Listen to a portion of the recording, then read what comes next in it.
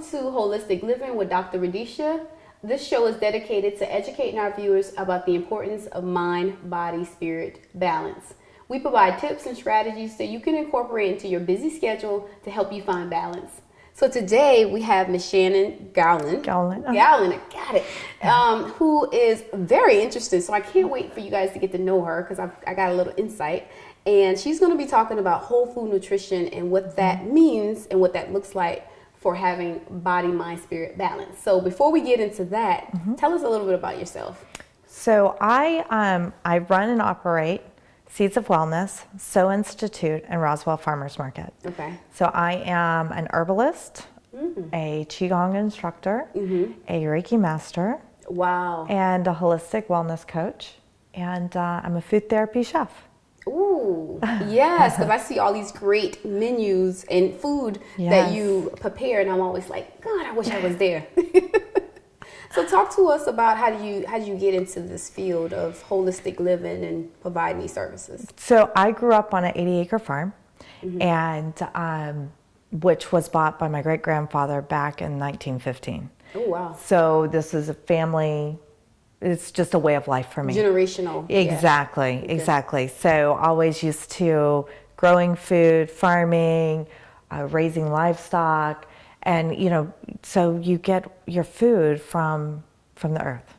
Wow. And so, that's very interesting because a lot of people don't have that experience.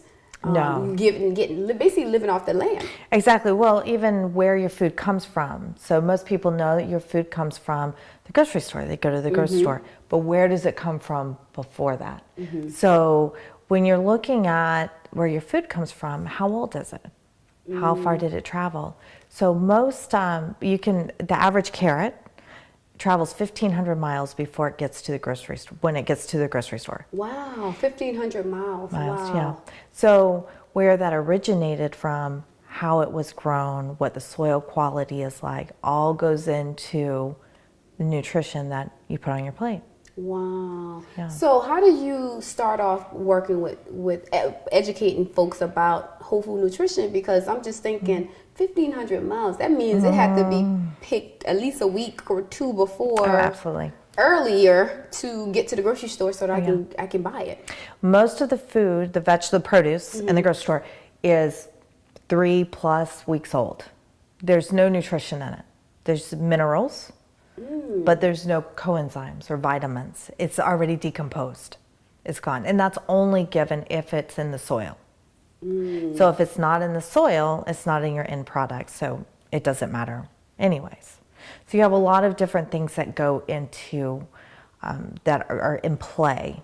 So when someone comes to me, they're either looking for other options, they are sick, and they're frustrated. So the first thing that we do is you have to find local sources. And not only local sources, but they have to be grown using biodynamic methods, which is very important. So tell to me about biodynamic methods, because I've never heard that before. Okay, so biodynamic was put out there by Rudolf Steiner in 1924. Okay, so we are talking post-industrial revolution. Okay. But it goes back to the methods of growing pre-industrial revolution.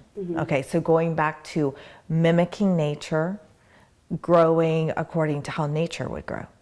Okay, so you're using crop rotations, trap planting, you're using cover crops. So when you think about it, what you take out of the soil, you need to put back in. So that's the principles of biodynamics. It ensures that there is nutrients in the soil to where the nutrients are in the end product. So in the food that we eat. Exactly. Wow, I never thought of growing fruits and vegetables in such a scientific manner, because you think you just put the seed in the ground, you water it, and then it grows. And you just eat it. So when the soil was healthy, that could happen.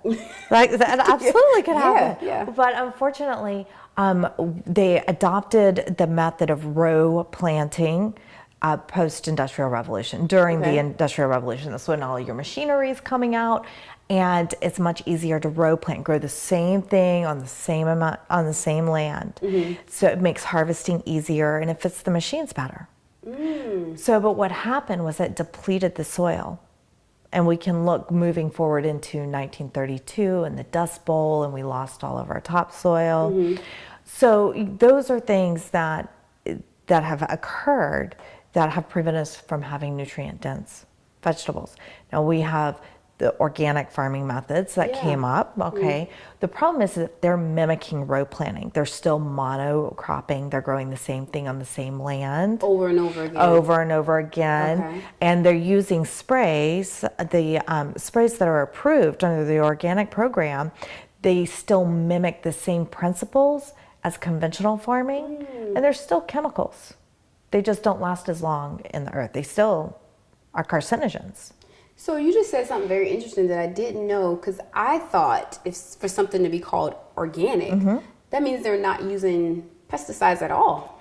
No, that's not accurate. They're using approved pesticides that do not, that don't stay in the soil as long. Okay. So organic is pest management. That's all a way of pest management. It's describing the way that they're managing their pests. Wow. So in biodynamics, you're going to use healthy soil to combat the pests. Exactly. And trap planting. So in organic farming, you're still spraying things. They're just approved. They're not as bad. And then there's things that you can use that are healthier, such as worm castings, and you can use DE and diatomaceous earth to help with the pests. But you have to look at what is the trade-off on that. Wow. Yeah. Thank you for giving us such good information. We're going to be right back after these messages.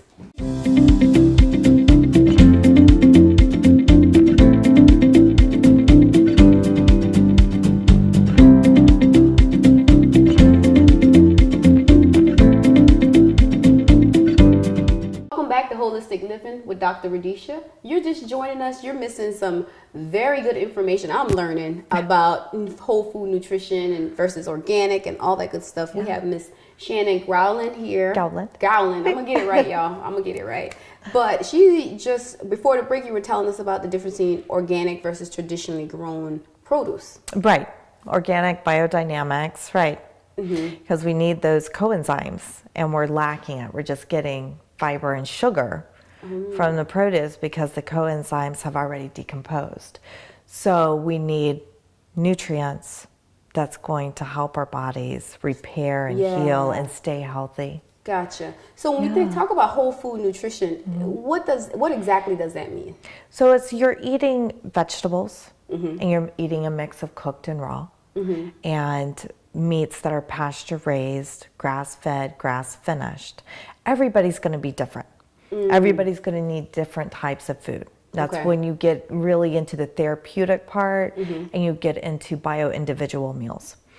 But if you just say, I'm going to stick to food that is fresh, so eliminate the boxes, eliminate the package. Foods. Exactly. If you eliminate the boxes, the processed foods, if it comes in a bag, you don't want it, then you can definitely make a change just immediately.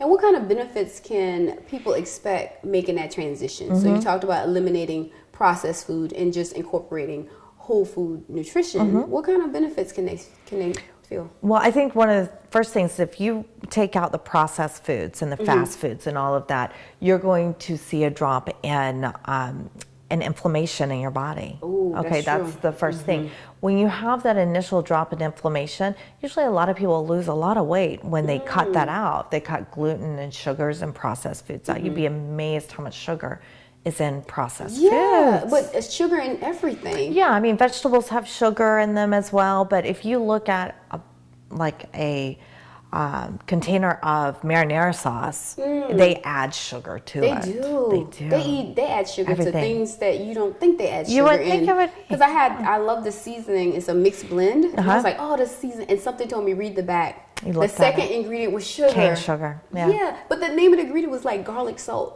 Yeah. Who would have thought sugar was in garlic salt? Exactly. You don't think about it. So most people don't even look at it. They don't realize how much sugar they're actually getting. So if you cut that out, inflammation's going to go down. Now what that'll allow is you'll lose a bunch of water weight. because that inflammation is basically holding water between the cells, preventing it from moving. From flushing out of your system. Exactly. So if you eliminate that, inflammation can come down, and then that you lose that initial water weight first. So a benefit is weight loss. Weight loss. Yeah. You usually people have better clarity, Mental clarity. mental clarity, increased energy because you're not having to digest as much. You're really focused on absorbing your you're just moving it. vitamins. Yeah. Exactly. So it's not sitting there.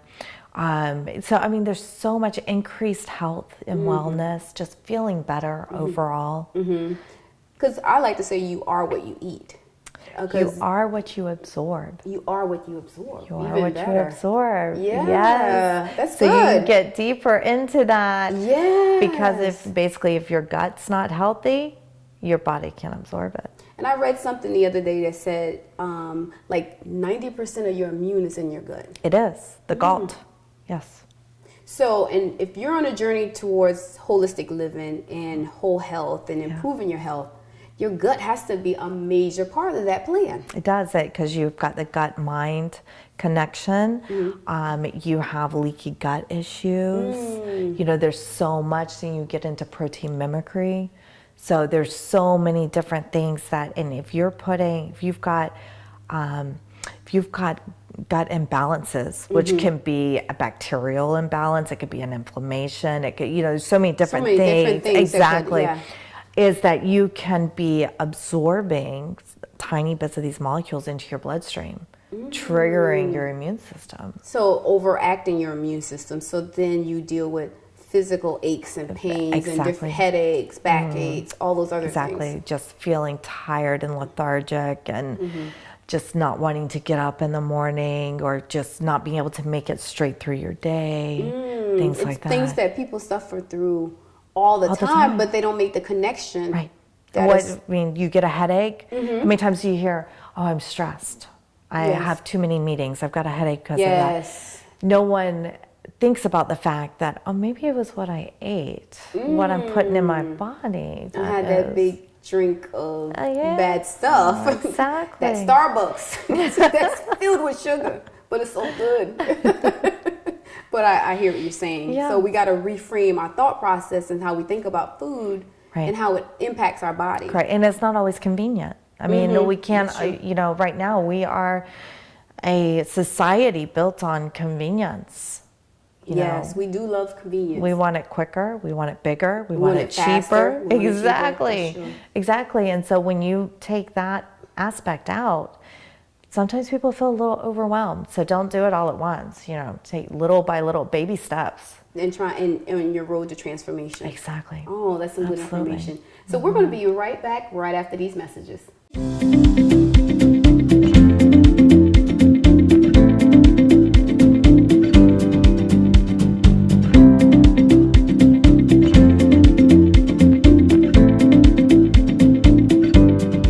Welcome back to Holistic Living with Dr. Radisha. Thank you for tuning in. We are here talking about the role of whole food nutrition in our health and our lives on our road to holistic living. Yes. So we're here with Miss Shannon, who's going to give us some tips and strategies as we talk about meditation and how meditation impacts our nutrition and what we're absorbing. Absolutely. Meditation can.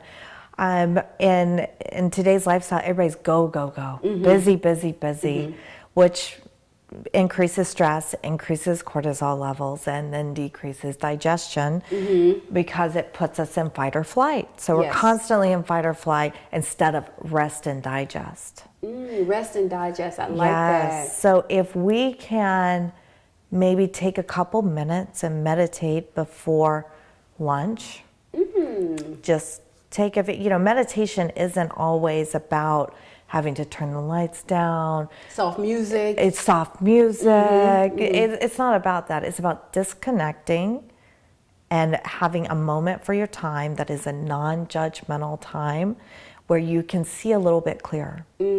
Some people, that is the soft music and the dark house and everything. Other people, it's listening to any type of music. And others can just kind of tune out and take a moment. Either way, before you eat, take a moment, step away, close your office door and just breathe. Just breathe. Just breathe for a minute. And what does that look like? So walk us through Okay, taking a break a moment, and I'm gonna be your student. Okay. Right. So the first thing, the most important thing is your breath. Okay. Okay, before you start getting into meditation, you need to focus on your breath. So like if you think about, like, take a deep breath for me. Okay. So like most folks, we chest from breathe. here. Yes, Yeah. exactly. So we don't want to breathe from there. If you look exactly, if you Gotcha. look at when a baby is born, its first breath, its belly fills up. It does, yeah. It fills you're right. up with air, and as we grow and we age and stress, we start shallow breathing. Like, Anxiety, Yes. stress, etc. You know, all of that. So the thing is, what we want to get back to our belly deep breath. Okay. That's important because you can help you recenter. It can help you recenter after a big long meeting or after a stressful situation. So what you want to do is put your hand on your belly and imagine that you have, you know, when you get a beautiful bouquet of flowers, I love flowers. and you're going to fill your vase up with water, and you fill your vase up from the bottom and it goes up Kinda to the moves top. up, yeah. Exactly. So you're imagining your breath is that water going into a vase, and you're going to pull in and you want to feel your belly rise, and you want to release from the top.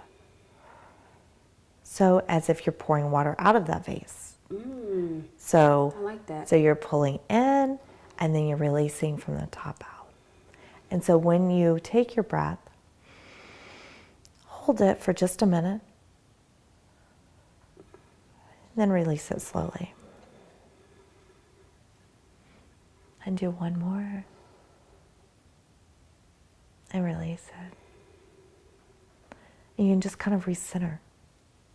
Just take a minute. That took only a few seconds, Yeah, but absolutely. it just really puts you in the present moment. Slow Exactly. things down for a moment. Exactly. I feel like if I keep doing it, I'm gonna be You're going to be asleep. I'm gonna be asleep. But you're right. It's just doesn't take a long time. No, it doesn't. And if you do that before you eat, then you're less rushed and eating more than maybe you want to eat. Well, and you're less stressed, so you're going to help to transition into rest and digest instead of fight or flight. Because your body isn't working as optimal as it can if you're like just Your going, adrenaline, going. you're just pumping out adrenaline and cortisol. You know, when you're in fight or flight. Yeah, when we're just going. That's some going. good information. A good tip and strategy. Just incorporating taking deep breaths before you eat to slow things down, to slow your body down, your mind down, to be present before you just gobble, gobble, gobble and move on to the next thing. Exactly. How many people walk and eat at the same time? Yes, or in the car. In the car. I would drive by and I see people like eating a full meal. Yeah, Like, exactly. No, take the time. That's your time. yeah, and so sometimes people think about self-care as needing to be something that you planned out, something expensive, but that's a part of self-care, just taking deep breaths. Absolutely. And some people feel guilty for self-care, you know, which you need to get over that. Because, Get over that. You got to take care of yourself. You got to take care of you can't give what you don't have. Amen to that, So, girl. you know, I mean, Give me fives on that. You That's cannot right. give what you do not have. That's right. All right. Okay. So how can people learn more about you, find out more information on you? Yeah. So you can always visit our website at seedsofwellnesscenter.com. And I take appointments in clinic as well as over Skype and Zoom as well. We have clients all over, and we do everything from meals, infused meals, herbal therapy, as well as food for feeding tubes. Oh, wow. That's Which is, you know, that's important because most of that stuff has sugar in it. Yeah, and you committed to cook for me, so I'm waiting. That's right. That's right. She's You'll gonna get cook you a for meal. me. Yes. Thank you so much for being a part of the show thank and providing you. such good tips for our viewers on their journey towards holistic living. This is Dr. Radisha. Until next time.